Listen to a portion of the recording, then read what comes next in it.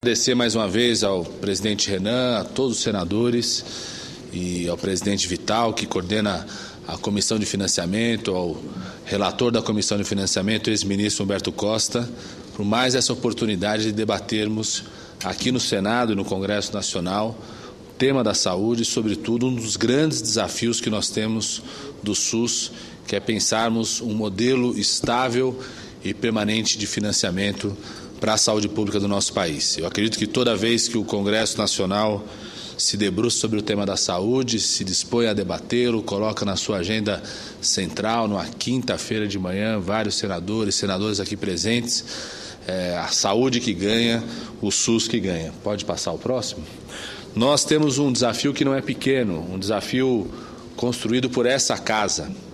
Foi o Congresso Nacional, através da Constituição, no período de redemocratização do país, que colocou para o Brasil um desafio que nenhum outro país da nossa dimensão assumiu, que é buscar levar a saúde pública universal, gratuita, com integralidade, a uma população de 200 milhões de habitantes. A rigor, nenhum país do mundo com mais de 100 milhões de habitantes tem um sistema público universal e gratuito. Então, o Brasil e o Congresso Nacional ajudou a construir esse desafio. É um país único em relação a outros países do mundo. E para dar conta desse desafio, num país tão diverso como o nosso, ainda tão desigual, com tantas diferenças regionais, econômicas e sociais, é muito importante que o Congresso Nacional, que criou o SUS, possa debater permanentemente sobre os seus desafios. Quando nós mostramos alguns números do que é o Sistema Único de Saúde, antes de vir para cá, estava numa reunião da missão da Organização Pan-Americana de Saúde, que conhece muito o SUS, mas toda vez se impressiona com alguns números. São números que impressionam, com todos os desafios, o déficit de qualidade e o que nós precisamos ampliar de acesso ainda. O Brasil é reconhecido mundialmente, só para dar dois exemplos, como hoje, através, ainda mais depois da incorporação da vacina do HPV para as mulheres, como o mais amplo calendário público gratuito de vacinação do mundo inteiro. Nenhum país da nossa dimensão oferece esse calendário com altas coberturas de vacinação como nós temos, como também, nos últimos 3 anos, o recordista mundial de transplantes de órgãos através de um sistema público e gratuito. Nenhum país do mundo fez mais de 20 mil transplantes, como nós fizemos cada ano nos últimos 3 anos, totalmente gratuito para a sua população. Pode passar o próximo. E alguns feitos do Sistema Único de Saúde, nesses 25 anos do SUS, são reconhecidos mundialmente. Na última semana, só para citar um deles, o relatório mundial do Unicef reconhece o Brasil como o principal caso mundial de redução da mortalidade infantil. Nós, em 2011, alcançamos 4 anos antes do ano de 2015, dos Objetivos do Milênio, alcançamos o Objetivo Milênio da redução da mortalidade infantil. Só que o relatório da Unicef da semana passada deu um dado ainda mais forte, que o Brasil reduziu a mortalidade infantil mais do que todos os países da América Latina, reduziu mais do que todos os BRICS, os países emergentes da nossa dimensão, e teve uma taxa de redução maior do que os países de renda média alta do mundo inteiro. Quando você pega os países de renda média, renda per capita média elevada, comparar a taxa de redução desse país foi menor do que o Brasil reduziu nos últimos 20 anos. Foram 77% de redução nos 20 anos e 45%, ou seja, uma proporção ainda maior nos últimos 10 anos de redução da mortalidade infantil nesse país. Ou seja, esse sistema, esse desafio que o Congresso Nacional construiu para o país, já deu conta de alguns desafios, mas tem uma série de lacunas.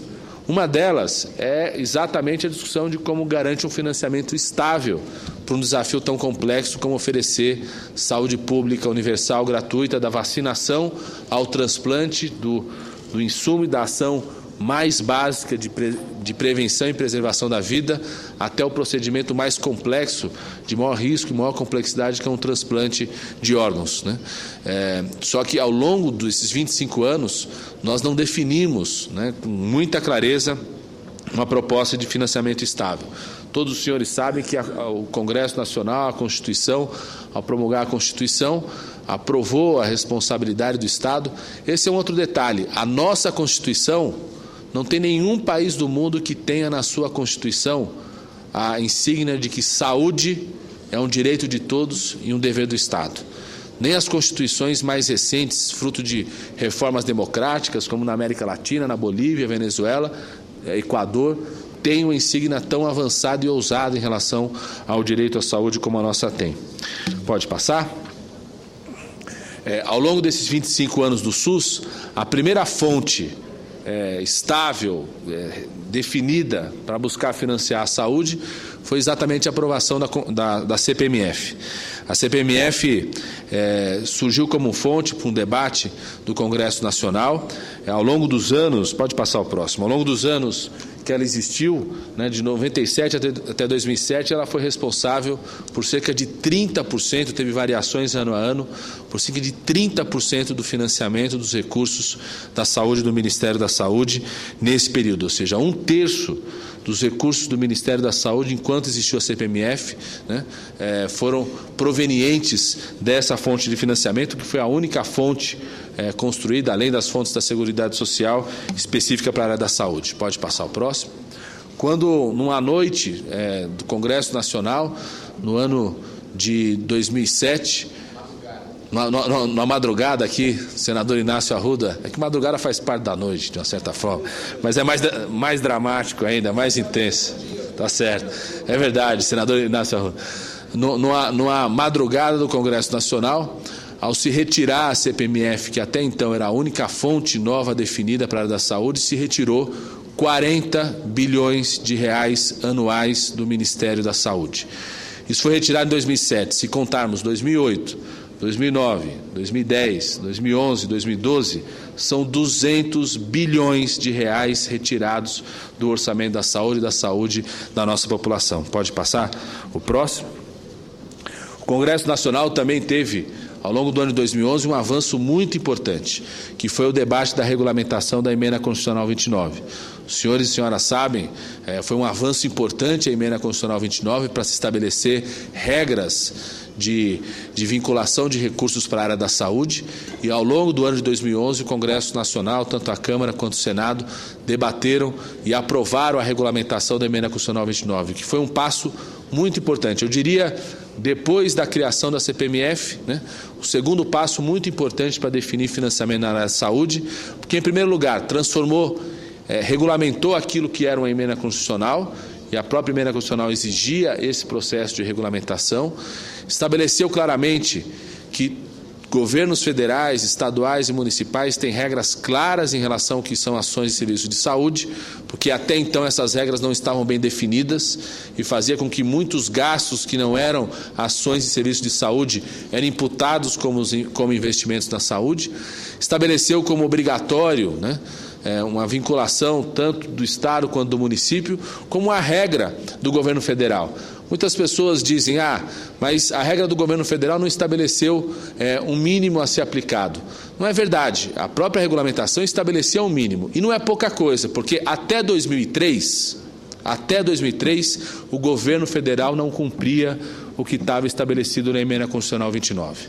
Começou a cumprir ano a ano a partir de 2003, quando começou o governo do presidente Lula e agora o governo da presidenta Dilma, e certamente a ministra Miriam Belchior vai mostrar que ao longo desses anos, inclusive, o governo colocou mais recursos do que o mínimo da Emenda Constitucional 29 era estabelecido. Então, no dia que o Senado, né, fez a aprovação final da regulamentação da Emenda Constitucional 29, foi um ganho importante para a área da saúde, porque estabeleceu o que são ações e serviços e estabeleceu como regra permanente, onde todos os 3 níveis de governo terão que cumprir, né, enquanto essa regulamentação existir. Pode passar o próximo? É muito importante que o Congresso, né, e certamente essa comissão de financiamento tem debatido isso, tanto aqui no Senado quanto na Câmara, compreenda investimento na saúde não como gasto. E o investimento na saúde não é só também um esforço da garantia de um direito básico estabelecido na nossa Constituição, não é só um esforço de ampliação de serviços para garantir acesso a um direito da nossa cidadania. Investimento na saúde também é investimento no crescimento econômico do nosso país. Nenhum país se tornou rico sem ter uma forte indústria, um setor econômico forte no campo da saúde. A área da saúde é o setor que mais inova tecnologicamente no nosso país. 30% do esforço de inovação tecnológica do Brasil é na área da saúde, na indústria, na tecnologia, no setor de tecnologia de informação, no setor de serviços, no setor de equipamentos, indústria farmacêutica, 30%. É mais até do que a média mundial. A média mundial de inovação tecnológica no campo da saúde é de 28% no mundo inteiro. No Brasil chega a ser 30%, ou seja, o esforço, a contribuição para a inovação na indústria e na economia no país, no campo da saúde, é maior do que a própria média mundial.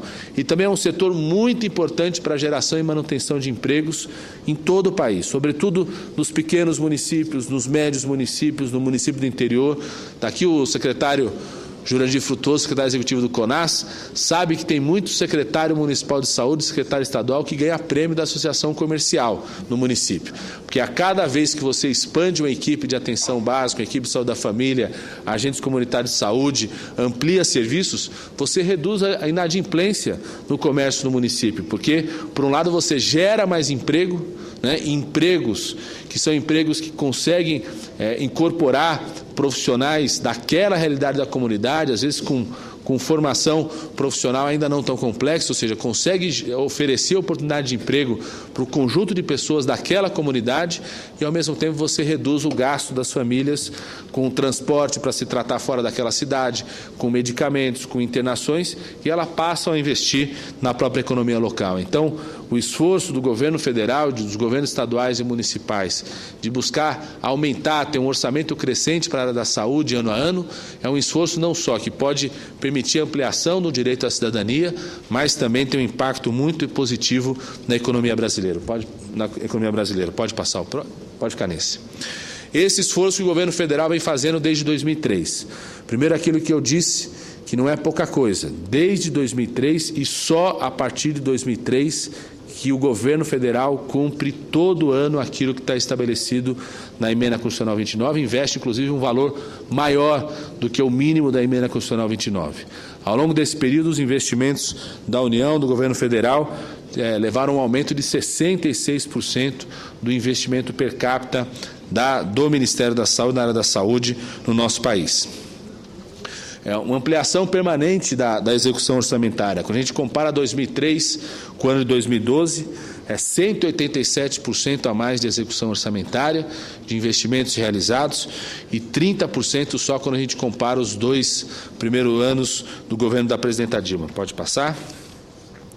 Essa elevação ocorre na parte de custeio, mas também na parte de investimentos. Na parte de investimentos, a variação 2003 a 2010 é de 232%, quando a gente compara 2003 com 2012, de 430%, e uma variação nos 2 primeiros anos do governo da presidenta Dilma de 60% a mais de investimentos. Investimentos não só em hospitais, investimentos em unidades novas como as UPAs 24 horas, em equipamentos, mas quero dar 2 exemplos de novos investimentos. Primeiro, o fato do Ministério da Saúde, no governo da presidenta Dilma, pela primeira vez ter criado uma linha de recursos fundo a fundo, a fundo perdido, sem precisar de contrato com a Caixa, convênio, repasse fundo a fundo para reforma, ampliação e construção de unidades básicas de saúde. Aquilo que tem maior impacto para qualquer tipo de município e qualquer tamanho de município. Ou seja, naquilo que é a atenção mais básica. E, ao mesmo tempo, o investimento, que é um investimento bastante inovador, que é a aquisição de 80 novos centros para tratamento de radioterapia no país. Só para os senhores terem ideia, é a maior compra mundial unificada de aceleradores lineares de equipamento para radioterapia. Por isso, nós colocamos, inclusive, como uma contrapartida que a empresa internacional só tem 2 fornecedores mundiais que fabricam aceleradores lineares. Quem ganhar tem que construir uma fábrica no Brasil para que a gente traga tecnologia, emprego, inovação aqui para o nosso país. Pode passar o próximo. Pode passar. Um outro item que eu gostaria de frisar é essa elevação dos recursos. Isso é muito importante, porque nós não podemos discutir recursos sem definir para onde vão esses recursos, para que a gente não fique reproduzindo um modelo pautado dentro do hospital, uma certa mentalidade que acha que saúde só se faz dentro de hospital, onde uma pessoa só pode atender uma outra se tiver um equipamento no meio, né? Que a gente possa fazer com que essa ampliação de recursos induza cada vez mais a estrutura de serviços de saúde na atenção básica. Saúde se faz antes do hospital, fora do hospital, onde a pessoa vive, onde ela mora, onde ela trabalha. Isso é cada vez mais importante pelo perfil das doenças que nós temos. Pela primeira vez nós temos 51% da nossa população acima do peso e 18% dela obesa. Ou seja, não é com internação dentro de hospital que se cuida do problema da obesidade e os impactos que ela tem para a saúde da população. É com cuidados na atenção básica, perto de onde ela mora, de onde ela vive, de onde ela trabalha, acompanhando de forma permanente, com agente comunitário de saúde, com médico lá presente, com enfermeiros, com nutricionistas nessa equipe de atenção básica. Estou falando isso porque nós não só ampliamos o investimento per capita do Ministério da Saúde ao longo desses anos, né, ao longo desses 10 anos, com investimento e ampliação importante nos 2 anos primeiros do governo da presidenta Dilma, nós não só colocamos mais recursos, como também estados e municípios também colocaram ainda mais recursos, como também o aumento de recursos para atenção básica, para assistência farmacêutica, que é a oferta de medicamentos, e para vigilância em saúde, que são as ações de prevenção, vacinação, monitoramento das epidemias, foram maiores do que o investimento dentro de hospitais. No final dos anos 2000, nós tínhamos 17 milhões de internações no Sistema Único de Saúde por ano. Hoje nós temos 12 milhões. Muitas pessoas podem se perguntar, reduziu a internação, isso foi bom ou ruim? Foi muito bom, porque a redução do número de internações significou exatamente pela mudança do modelo de organização do serviço de saúde, que nós começamos apenas, é um primeiro passo de uma longa caminhada, que é exatamente você cuidar da saúde das pessoas e não só cuidar da doença. A maior espaço de redução das internações foram as internações pediátricas. E não é porque fechou o hospital que não teve internação, é porque nós colocamos novas vacinas que reduziram, por exemplo, 30% as internações por doenças diarreicas. É porque nós colocamos novas vacinas que reduziram até 40% internações por pneumonia e meningite em criança, ou seja, agimos na prevenção, cuidamos da saúde das crianças e com isso reduziu a necessidade de internações dessas crianças. O fato da presidenta Dilma ter colocado o remédio da asma de graça no Farmácia Popular em junho do ano passado, em um ano reduziu em 20 mil o número de internações por asma no nosso país, porque nós oferecemos a medicação de graça mais perto para a população, seja ela podendo se tratar e com isso evitando a internação. Isso é importante porque o debate da ampliação de recursos necessariamente tem que vir com outras duas discussões. Aonde nós vamos investir mais recursos? Porque se não debatermos isso, esse investimento vai acontecer só dentro de hospitais e um investimento que vai acontecer só na doença e não na saúde, e um investimento às vezes pautado em aumentar recursos de hospitais e depois o privado aumenta um pouco e depois vem a concorrência entre o que é pago no hospital filantrópico, no hospital estatal e o privado, sem controle do gasto, sem controle do custo desse procedimento. Então esse é um debate muito importante, como também tem que caminhar junto o debate do combate ao desperdício, do controle, do combate à corrupção em relação aos recursos para a área da saúde. Então, só para mostrar que a variação desses recursos foi maior na atenção básica, né? 300% de aumento na atenção básica, 204% na ciência farmacêutica, 186%, que significa mais do que dobrar na vigilância em saúde. Esse ano, por exemplo, nós ultrapassamos 15 bilhões de reais de investimentos na atenção básica, é mais do que os 15% que historicamente, estou vendo aqui na costa do SEBS, né, que historicamente foi a defesa do movimento de reforma sanitária, que a gente aplicasse pelo menos 15% dos investimentos do recurso da área da saúde do Ministério da Saúde. Esse ano nós ultrapassamos, né, com 15 bilhões de reais, nós ultrapassamos aquilo que era a meta histórica estabelecida ao longo desses anos. Pode passar o próximo? Pode passar. Um outro dado importante, nós ampliamos muito o investimento na atenção básica nesses anos, precisamos ampliar ainda mais. Ampliamos muito na vigilância, ampliamos muito na assistência farmacêutica, mas também ampliamos nos procedimentos de média e de alta complexidade, que são os exames, cirurgias, internações. Essa aqui é a curva de ampliação dos recursos para os tetos de média e alta complexidade, sobretudo ao longo de 2011. Os senhores percebem, teve um decréscimo de 2010 para 2011 e depois, no início do governo da presidenta Dilma, uma forte elevação contínua. 2013 será maior ainda, de recursos na área da média e da alta complexidade, embora a gente reconheça que nós precisamos investir muito mais nessa área. Pode passar o próximo. Esse outro slide é para mostrar que não é uma verdade de que não existiu reajuste da tabela SUS há 10, há 8 anos, como eu já ouvi várias vezes.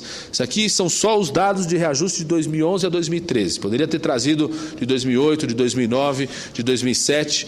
Só em 2011 foram 96 procedimentos reajustados na tabela SUS. Em 2012, 164. Em 2013, 63 procedimentos. Queria só explicar um pouco, certamente os senadores e senadoras sabem, mas reforçar, a tabela SUS é uma tabela de referência, que o Ministério da Saúde utiliza mais para contabilizar cada procedimento de cirurgias e exames que são realizados pelos hospitais. Agora, os estados e municípios podem e colocam mais recursos, inclusive, do que a tabela SUS, já fazem isso, como também nós temos outras formas de colocar recursos para o funcionamento dos hospitais. Então, nós reajustamos, fizemos vários reajustes na tabela SUS, vamos continuar fazendo vários reajustes na tabela SUS. Pode passar o próximo. Mas, além dos reajustes na tabela SUS, nós apostamos numa modalidade que nós consideramos a modalidade melhor para financiar os hospitais, uma modalidade mais pautada no ser humano, mais pautada na organização dos serviços de saúde e que dá ganhos de gerenciamento para o hospital, que é um incentivo na média e alta complexidade. Só para explicar rapidamente do que se trata isso. Nós pagamos, passamos para o Estado e município, quem paga é o Estado e o município, o Ministério da Saúde repassa para o Estado e município alguns valores de acordo com o número de cirurgias realizadas, com o número de exames realizados, em cima dessa referência da tabela SUS para os estados e municípios, e a Secretaria Estadual Municipal que paga através de um contrato ou com o hospital próprio dela ou com hospitais filantrópicos que ela venha contratar. Os hospitais filantrópicos são muito importantes para o SUS. Não existiria o SUS sem os hospitais filantrópicos, sem as Santas Casas.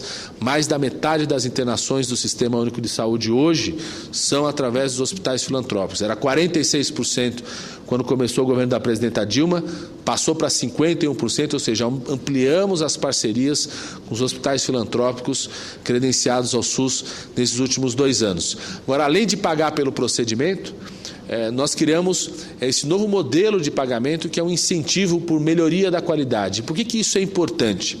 Porque muitas vezes um hospital começou a se organizar de acordo com o procedimento. Cria um grupo forte de um tipo de cirurgia, cria um outro grupo forte de um tipo de exames, e o hospital, ao invés de ter um gerenciamento integral, cuidar integralmente daquele paciente que entra no hospital, passou a ser administrado ou gerenciado a partir de qual era o procedimento que tinha maior retorno, maior rentabilidade. E quando uma pessoa entra no hospital, ela não quer saber quantos exames de urina ela fez, quantos exames de raio-x ela fez, quantas tomografias ela fez, ela quer entrar com problema e sair com problema, resolvido. Ou seja, nós criamos esse incentivo, que é um incentivo que pode pagar hoje até 50% a mais do que é produzido pela tabela SUS para aquele hospital, caso esse hospital faça um contrato de gestão com a Secretaria Municipal de Saúde e com a Secretaria Estadual, onde passa a monitorar os ganhos de qualidade, taxa de internação, redução do período de internação, redução da mortalidade, redução de infecção hospitalar, e melhor desempenho.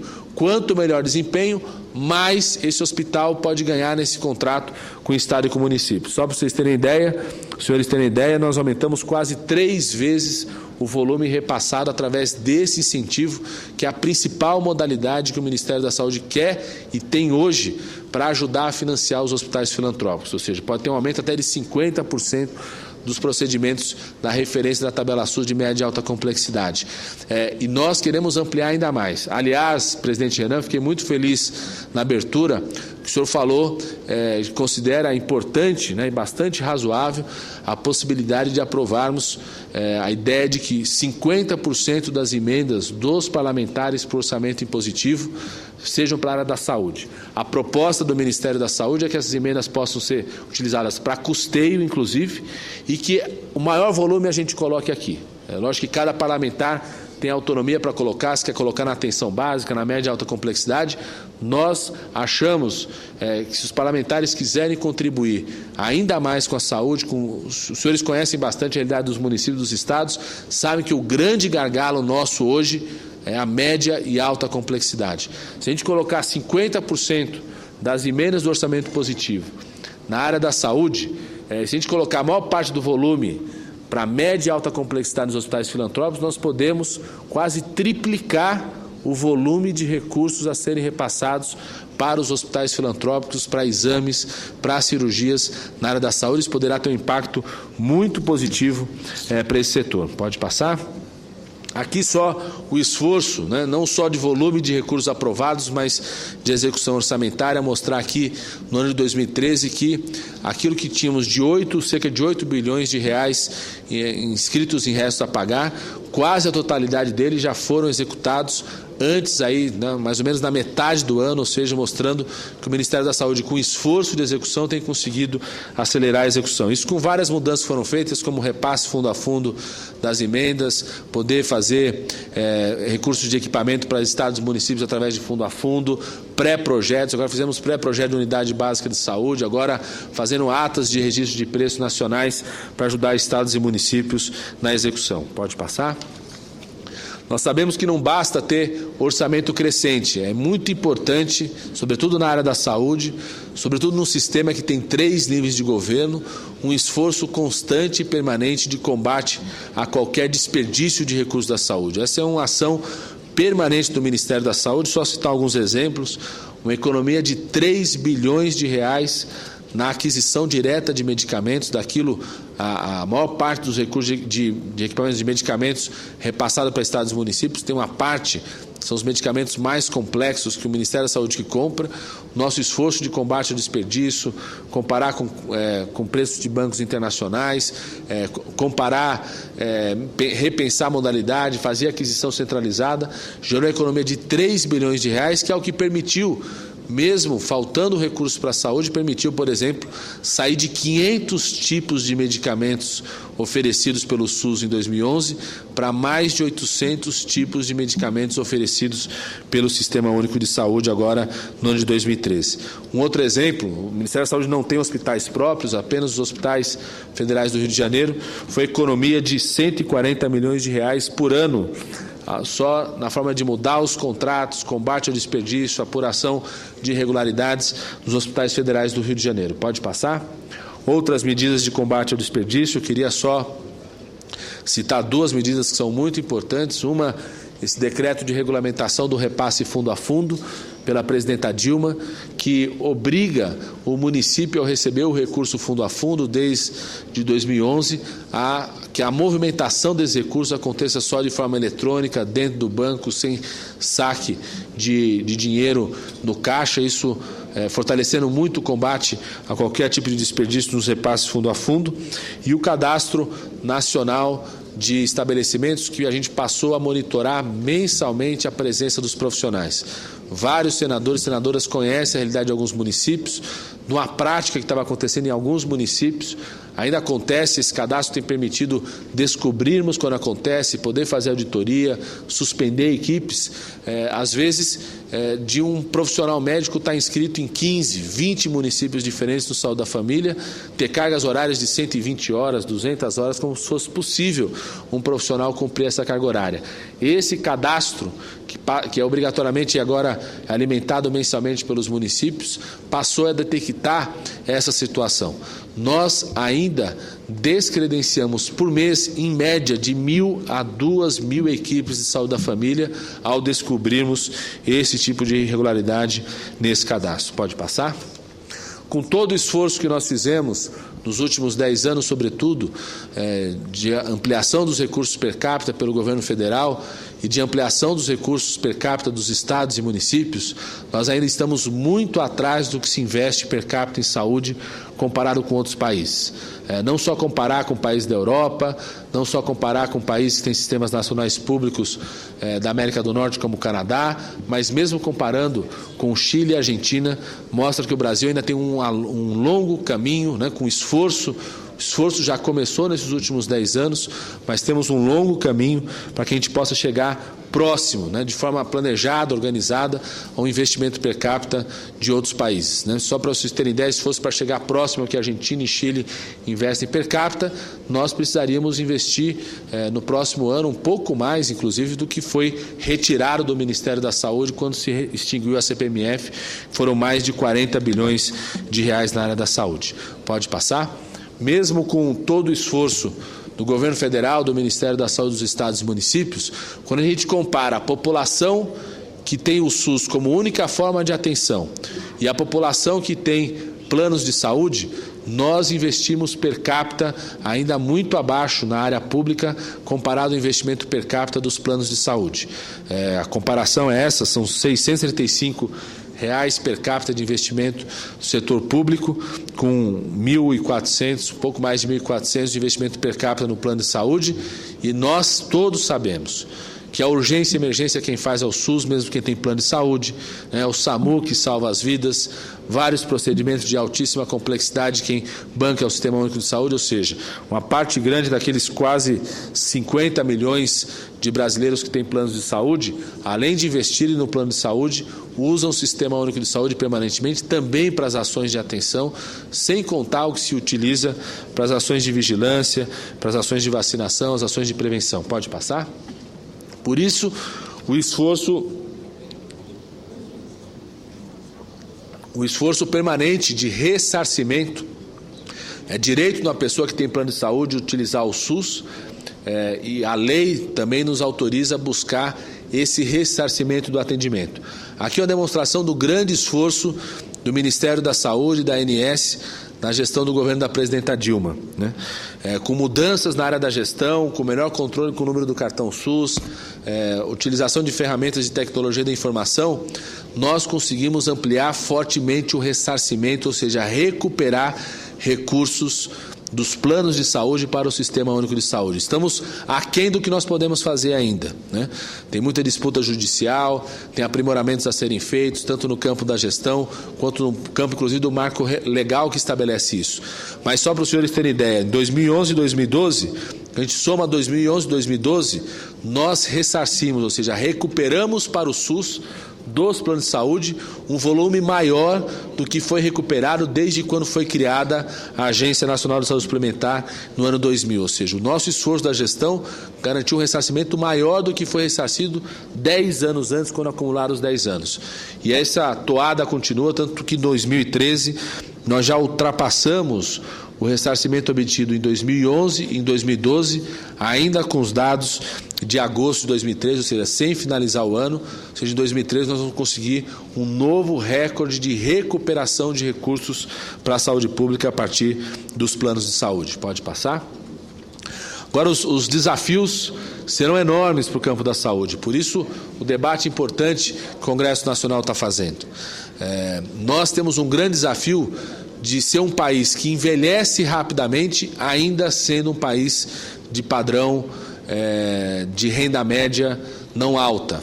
Esse é um grande desafio. Como financiar esse sistema, como discutir com o conjunto da sociedade o esforço necessário para financiar, oferecer saúde pública e gratuita para toda essa população. Envelhecemos cada vez mais, nos últimos 10 anos aumentou em 9 anos a expectativa de vida, reduzimos pela metade a mortalidade infantil, aquela criança que felizmente não morre mais, hoje ela precisa do pediatra, né? Hoje ela precisa de outros cuidados na área da saúde, às vezes mais complexos. Nós reduzimos em 42% a mortalidade por doenças cardiovasculares no nosso país nos últimos 10 anos. Esse adulto que felizmente não morre mais precisa cada vez mais de investimentos mais complexos. Só para os senhores e senhoras terem uma ideia, uma pessoa com mais de 60 anos, ela, a partir dos 60 anos de idade, ela gasta em saúde 25% do que gastou a vida inteira. e no último ano de vida dela, ela gasta metade do que gastou a vida inteira na área da saúde. Ou seja, o envelhecimento da nossa população vai nos exigir cada vez mais, né, pensarmos um financiamento estável para a área da saúde. Pode passar? Ainda, o que nós precisamos avançar fortemente em relação ao acesso aos serviços. Eu trouxe aqui o caso mais complexo, que eu diria, que são de leitos de UTI. Né? Nós precisamos ampliar muito ainda o acesso aos serviços de saúde no nosso país. A curva vermelha é o quanto nós precisaríamos aumentar de leitos de UTI ano a ano no nosso país, se fôssemos para cobrir, com recursos do SUS, 100% da nossa população. A curva verde é o quanto nós precisamos ampliar de leitos de UTI se fôssemos cobrir com recursos do SUS 75% da nossa população.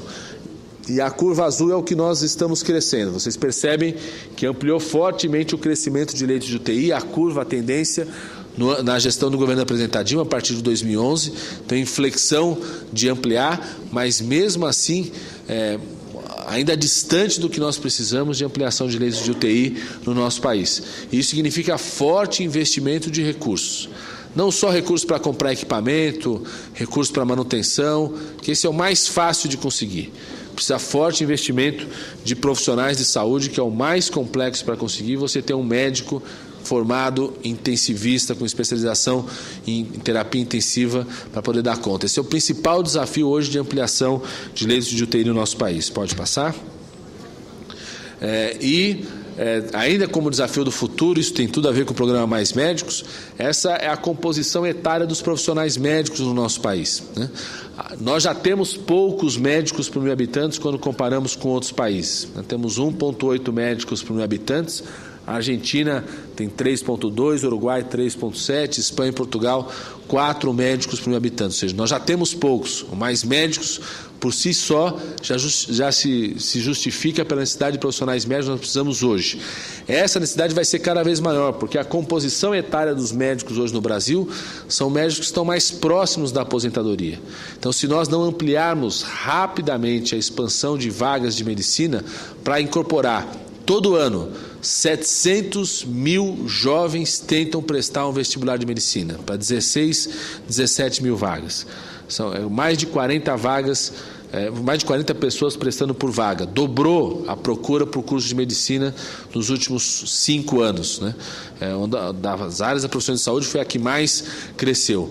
Se a gente não der cada vez mais oportunidades para esses jovens poder fazer um curso de medicina, incorporar mais jovens na formação e reequilibrar essa composição etária, né, do conjunto dos médicos do nosso país, nós teremos grandes desafios e dificuldades para garantir acesso à área da saúde e atendimento médico nos próximos anos. Para terminar, só relembrando as metas do programa Mais Médicos, nós sabemos que o Mais Médicos é apenas um primeiro passo, é um primeiro passo para uma profunda mudança na realidade de saúde pública do nosso país, mas sabemos que é o passo mais corajoso que uma presidenta, que um presidente da República já deu, de colocarmos o tema da saúde dos 200 milhões de brasileiros, não só no centro da agenda nacional, no centro das preocupações, mas em primeiro lugar comparado com qualquer outro interesse na área da saúde.